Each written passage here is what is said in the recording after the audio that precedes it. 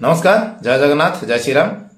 श्रीरामचरितमानस पाठे बाल्यकांड गताध्याय पढ़ी कि किपरि नारद मुनि पर्वतराज हिमालय को बुझाऊँच और स्त्री की बुझाऊँ दी जन जाक कि किपरि मु जो रूप गुण कथा वर्णना कली तो से रूप गुणर अधिकारी केवल भगवान शिव ही अटंती। यदि कहीं मनुष्य से रूप धरिकिना भगवान सहित सामान होगा चाहूव तो सी महामूर्ख अटे।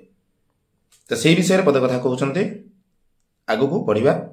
श्रीरामचरितमानस बालकांड। गंगा जल से भी बनाई हुई मदिरा को जानकर संत लोग कभी उसका पान नहीं करते। गंगा जल द्वारा मध्य मद तैयारी होता है, किंतु ता सत्वे मध्य संत मैंने जालिगिना मध्य सही मद को केवे पान करती नहीं। पर वही गंगा जी में मिल जाने पर जैसे पवित्र हो जाती है, ईश्वर और जीव में भी वैसा ही भेद है। ईश्वर और जीव मध्य भेदभाव कौन से कहते कि किपरि से गंगा जल द्वारा मदिर मद मध्य तैयारी होता है, किंतु संत माने ताहा जानिकिना मध्य पियंते नहीं। किंतु सही गंगा जल शरीर पड़े शरीर पवित्र हो जाए। सेहीपरि जीव और ईश्वर भितर भेद थाए। शिव जी सहज ही समर्थ है, क्योंकि वे भगवान है।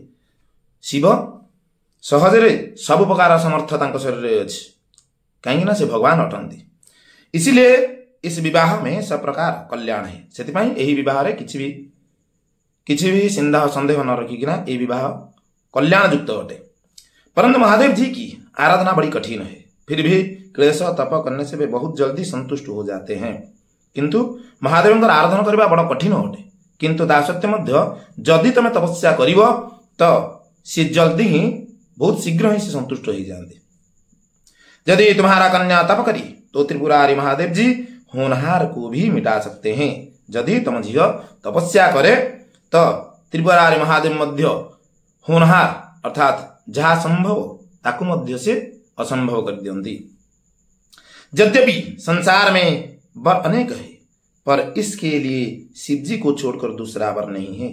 यद्यपि ये संसार अनेक वर अच्छा, किंतु ता सत्य मध्य तुम झील भगवान शिव को छाड़देले आउ के द्वितीय नहांती। शिव जी वर देने वाले, शरणागत की दुखों का नाश करने वाले, कृपा के समुद्र और सेवकों के मन को प्रसन्न करने वाले है। भगवान शिव वर देला वाला अटंती। ओ शरणागत मानकर दुख को नाश करला वाला अटंती। ओ कृपार समुद्र सेवक मानक मध्य तांको प्रसन्न करला वाला अटंती। शिव जी की आराधना किए बिना करोड़ों योग और तप करने पर भी वांछित फल नहीं मिलता।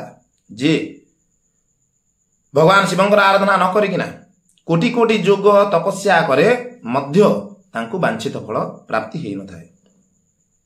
ये अस कहे नारद सुमिरी हरि गिरिजहि दिन्नि आशीष, गिरिजहि दिन्नि आशीष होई यह कल्याण अब संशय तजं गिरीश सियावर रामचंद्र की जय जय।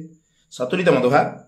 ऐसा कहकर भगवान का स्मरण करके नारद जी ने पार्वती को आशीर्वाद दिया और कहा कि हे पर्वतराज, तुम संदेह का त्याग कर दो, अब यह कल्याण ही होगा। तापर एक कथा कहीकिना नारद मुनि कौन कले ना पार्वती को आशीर्वाद देकिना पर्वतराज हिमालय को कहते कि तमें मनर संदेह दूर कर दियो, एबे जहाँ हब कल्याण ही हब। यूं कहकर नारद मुनि ब्रह्मलोक को चले गए। एक कथा कहीकिना नारद मुनि ब्रह्मलोक को चले गए। अब आगे जो चरित्र हुआ उसे सुनो। एबे आगु को जो चरित्र हब ता कथा सुनतु। पति को एकांत में पाकर मीना ने कहा, हे नाथ, मैंने मुनि के वचनों का अर्थ नहीं समझा। तापर पति को एकांत देखिकिना मैना अर्थात पार्वती बापा को कहते कि मु नारद मुनि कथार किसी अर्थ बुझी पार्ली ना। जो हमारी कन्या की अनुकूल घर बर और कूल उत्तम हो तो विवाह कीजिए। जे कि आमर झील अनुकूल बर हो, घर मध्य उत्तम थी ओ उत्तम कूलर हो तो विवाह करंतु, नहीं तो लड़की चाहे कुमारी ही रह जाए। मैं अयोग्य वर के साथ उसका विवाह नहीं करना चाहती। ता सत्य ता नहेले झील मोर अविवाहिता रही जाऊ मध्य मु अयोग्य वर सहित केबे हेले विवाह करिबी नाही, क्योंकि हे स्वामी पार्वती मुझको प्राण के समान प्यारी है। तो से स्वामी कहते कि पार्वती मते मो प्राण भी अधिक भल अटे।